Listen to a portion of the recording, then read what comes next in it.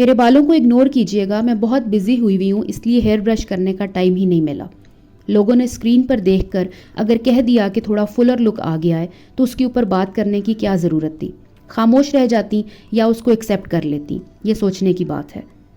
अल्लाह ताला का ये निज़ाम है कि हर किसी के साथ छोटी छोटी स्वीट एडिशंस हो जाती हैं। असल बात यह है कि अपनी रियलिटी को एक्सेप्ट करना ही एक बड़ी ग्रेस और एलिगेंस की निशानी है। लेकिन जब तक हर चीज़ को सिनेमा स्टाइल तरीके से प्रेजेंट ना किया जाए, शायद ज़िंदगी में सुकून ही नहीं आता। मेरी आंखें सूजी हुई थी, सुबह सब उठें तो ऐसे ही होते हैं, सीवियर किस्म की एलर्जी हुई हुई थी और टाइम ही नहीं था। यानी हेयर ब्रश करने का टाइम नहीं था, लेकिन कैमरा सेट करके फुल अननेसेसरी एक्सप्लेनेशन देने का टाइम ज़रूर निकाल लिया गया।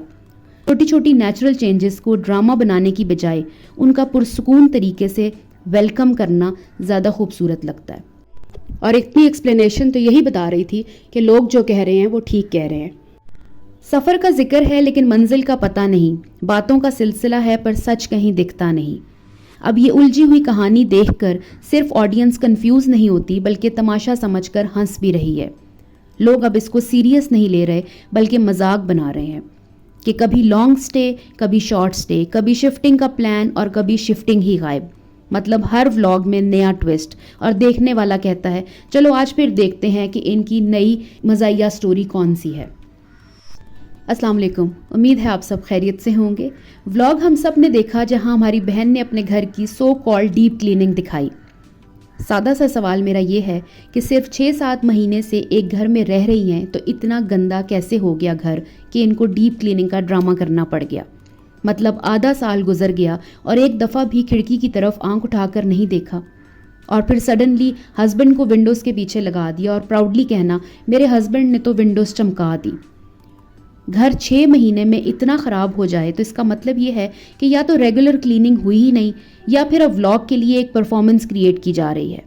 और ये भी सोचने वाली बात है कि अगर कोई इंसान इतना अपना सुगड़पन और परफेक्शन दिखाता है तो वो कैसे आधा साल गंदे फ्लोर्स और गंदी खिड़कियों में पुरसकून बैठा हुआ था। हस्बैंड ने घर की विंडोज़ चमका दी और बेगम साहिबा ने किचन के फ्लोर के बाद बाथरूम का फ्लोर भी चमका दिया। मैं बाथरूम का फ्लोर रगड़ रगड़ कर साफ कर रही थी। अगर बाथरूम का फ्लोर इतना ही गंदा था तो 6 महीने से इनको उसकी सफाई क्यों नहीं याद आई। 6 महीने इस घर में रहते हुए हो गए तो रगड़ रगड़ कर पहले क्यों नहीं साफ किया। या तो एक दिन में फ्लोर इतना गंदा हो गया या फिर 6 महीने से रगड़ रगड़ कर उसकी सफाई हुई ही नहीं। व्लॉग का सबसे इंटरेस्टिंग मोमेंट तब आया जब सफाई करते करते मोहतरमा कहती हैं ऐसा लग रहा है जैसे हम इस घर से शिफ्ट हो रहे हैं। मैंने अपने हस्बैंड को कहा हम कहाँ शिफ्ट हो रहे हैं, कब शिफ्ट हो रहे हैं, ये तो अभी डिसाइड ही नहीं हुआ। ऑडियंस को क्या समझ रखा है आपने। कहीं से भी कोई भी इंसान रेंटल हाउस छोड़ता है तो उसको लैंडलॉर्ड को हैंडओवर करने से पहले घर को डीप क्लीन करना पड़ता है। ये कोई ऑप्शन नहीं होता, ये रिक्वायरमेंट है। अब सडनली 6 महीने बाद हर कोना चमकाना, हर फ्लोर स्क्रब करना, इसका मतलब सिंपल ये है कि घर छोड़ा जा रहा है। ऑडियंस को कहानी सुनाई जा रही है जैसे कोई मिस्ट्री थ्रिलर चल रहा हो, और फिर ये कह देना कि अभी डिसाइड ही नहीं हुआ हम कहाँ जा रहे हैं लेकिन हम जा रहे हैं। ये तो और भी अजीब लगता है। क्या दुनिया में कोई फैमिली ऐसे घर छोड़कर निकलती है कि अगली मंजिल का आइडिया ही ना हो। ये सिर्फ अननेसेसरी सस्पेंस बनाने की कोशिश है, जैसे वो अपनी मूवमेंट को कोई सेलिब्रिटी लेवल स्टेट सीक्रेट समझती हैं। सिंपल सी शिफ्टिंग है, ना कि कोई रॉयल प्रोटोकॉल के अंदर होती हुई रीलोकेशन। ऑडियंस को अंडर एस्टिमेट करना, उन्हें बेवकूफ़ समझना, ये वही बंदा करता है जो बेसिकली खुद बेवकूफ़ हो या ज़रूरत से ज़्यादा समझदार हो। और फिर इनकी अपनी डिफरेंट किस्म की स्टेटमेंट्स, माशाल्लाह गोल्ड मेडल इनके लिए बनता है। कभी कहती हैं हमने प्लान कर लिया है कि इस घर से जाना है, बस फाइनल नहीं हुआ। कभी कहती थी जब हम यहाँ आए थे तो हमने लॉन्ग टर्म एग्रीमेंट साइन किया था, सब कुछ बहुत अच्छा था, हमारा यहाँ रहने का प्लान था। और कभी अपनी ही बात को उल्ट कर कर कहती हैं कि हम जब आए थे हमने डिसाइड कर लिया था हम इस घर में ज़्यादा अरसा नहीं रहेंगे। असल में सच फिर क्या है, लॉन्ग स्टे या शॉर्ट स्टे, डिसाइड किया था या अभी तक फाइनल ही नहीं हुआ। हर व्लॉग में एक नई स्टेटमेंट, एक नई स्टोरी, जैसे खुद भी कंफ्यूज्ड हैं कि अपनी कहानी को किस तरफ लेकर जाएं।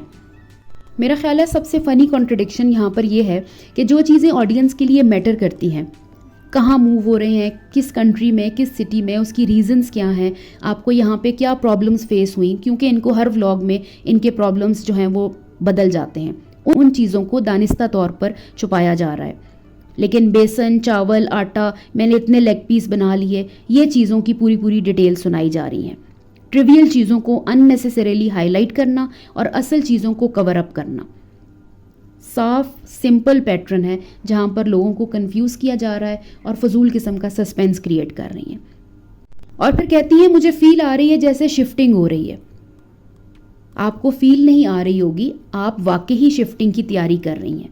फीलिंग्स का एक्सक्यूज़ बनाकर ऑडियंस की आंखों में धूल झोंकने का क्या फ़ायदा, जब हर कोना घर का स्क्रब किया जा रहा है, सामान पैक हो रहा है, ग्रोसरी लिमिटेड आ रही है, तो ऑडियंस को सब कुछ समझ आ रहा है। और जो लोग समझदार हैं वो इस तरह के ड्रामा जो हैं वो इंस्टेंटली कैच कर लेते हैं। ये सारी कॉन्ट्रडिक्शंस, अननेसेसरी सस्पेंस और ओवर ड्रामेटाइजेशन एक ही चीज़ एक्सपोज करते हैं। रियलिटी कुछ और होती है और व्लॉग में कुछ और दिखाया जाता है। अगर असल में मूव करना है तो सिंपल तरीके से ऑडियंस को बता देना चाहिए कि हम इस शहर में मूव कर रहे हैं या इस मुल्क में हम मूव कर रहे हैं। लेकिन गैर ज़रूरी कंफ्यूज करना और अपनी ही बातों को हर व्लॉग में उल्ट कर कहना, ये सिर्फ ऑडियंस का टाइम वेस्ट करना नहीं है, ये अपनी क्रेडिबिलिटी भी डैमेज करने के बराबर है।